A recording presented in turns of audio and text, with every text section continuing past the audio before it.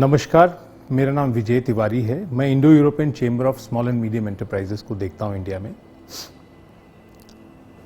अभी हम देख रहे हैं कि भारत विश्व गुरु कैसे बनेगा, हर तरफ इसकी बातचीत हो रही है। बहुत सारे लोग हालांकि कहते हैं कि भारत विश्व गुरु है, था, रहेगा, लेकिन हमारा ऐसा मानना नहीं है। क्योंकि भारत या कोई भी जो व्यक्ति गुरु होगा या व्यवस्था गुरु होगी, उसको भिखारी तो नहीं होगा। उसके पास पूरी दुनिया की समस्याओं का कोई ना कोई समाधान होगा।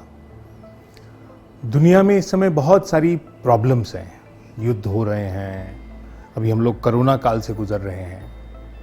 दवाई मालूम चला हमारे वैद्यों को तो बिल्कुल घर में बिठा दिया गया है। इनफैक्ट ये बड़ा दुर्भाग्य है कि जो हमारी व्यवस्था को स्ट्रेंथ दे सकते थे, हमारे मंदिर, धर्मशाला, मठ, शंकराचार्यों के पीठ बने, ऐसे बड़े बड़े, इतने बड़े बड़े अपने विशाल मंदिर हैं कि वो समस्याओं का समाधान आदि अनादि काल से कर रहे हैं, लेकिन अब कोरोना काल में उनको भी बंद कर दिया गया।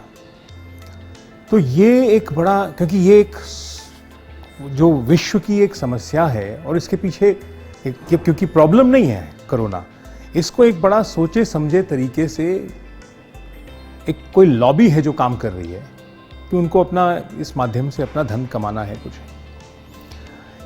तो इसमें भारत में शुरू में हर गांव में पहले एक व्यवस्था होती थी।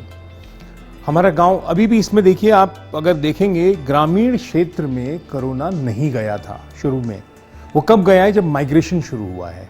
माइग्रेशन में भी हमारी सरकारें ढंग से लोगों ने काम नहीं किया, चाहे वो केंद्र की सरकार हो, राज्य की हो, क्योंकि इसमें उन्होंने भगदड़ मचा दी हर जगह पे। बॉम्बे में देखिए, दिल्ली में देखिए, पूरी भगदड़ मचा दी, अव्यवस्था।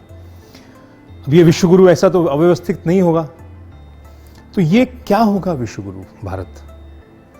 इसमें हमने बहुत सारे लोगों को पूरी दुनिया भर में, क्योंकि हम लोग लगभग 125 देशों में काम कर रहे हैं, और 2005 में हमने भारत सरकार के साथ एक कार्यक्रम भी शुरू किया, लॉन्च किया शिलोंग से। तो उसको आज की डेट में लगभग दुनिया में काफ़ी जगह पहुंच चुका है। और इनफैक्ट जो इंटरनेशनल योगा डे है, ये उसी के प्रयास से इंटरनेशनल योगा डे बना। तो अब हमें जो भारत को विश्व गुरु बनाना है, पहले तो हर भारतीय को ये समझना होगा कि उसके अंदर वो तत्व आए। दूसरा, हमारे जो इंपॉर्टेंट एस्पेक्ट्स हैं, वसुधैव कुटुंबकम और अतिथि देवो भव, इसको हमें हर भारतीय को समझना होगा। हम देख रहे हैं कि भारत में छोटे छोटे झगड़े आपस में ही नहीं सुलझ रहे हैं। पति पत्नी से लड़ रहा है, कोई भाई भाई आपस में लड़ रहे हैं, गांव के अंदर बहुत सारे बंटवारे हैं, जातियों का विभाजन है, धर्मों का विभाजन है।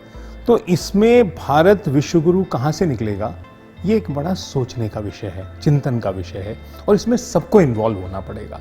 क्योंकि हमारा ये, हम कैसे डिवाइड हुए, इस पे जाना पड़ेगा।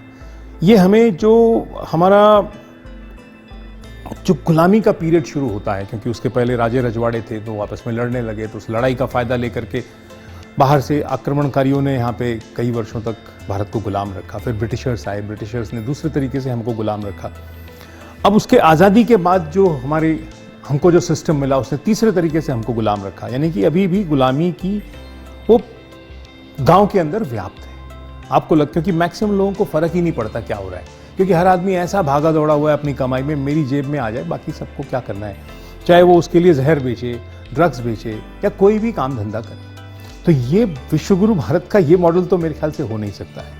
तो मैं तो आपके चैनल का बहुत बहुत धन्यवाद दूंगा कि आपने ये मुहिम शुरू की है, और इसमें हम इंडो यूरोपियन चेंबर और भी हमारे जो लोग हैं, उसमें आपके साथ हर तरीके से जुड़ेंगे।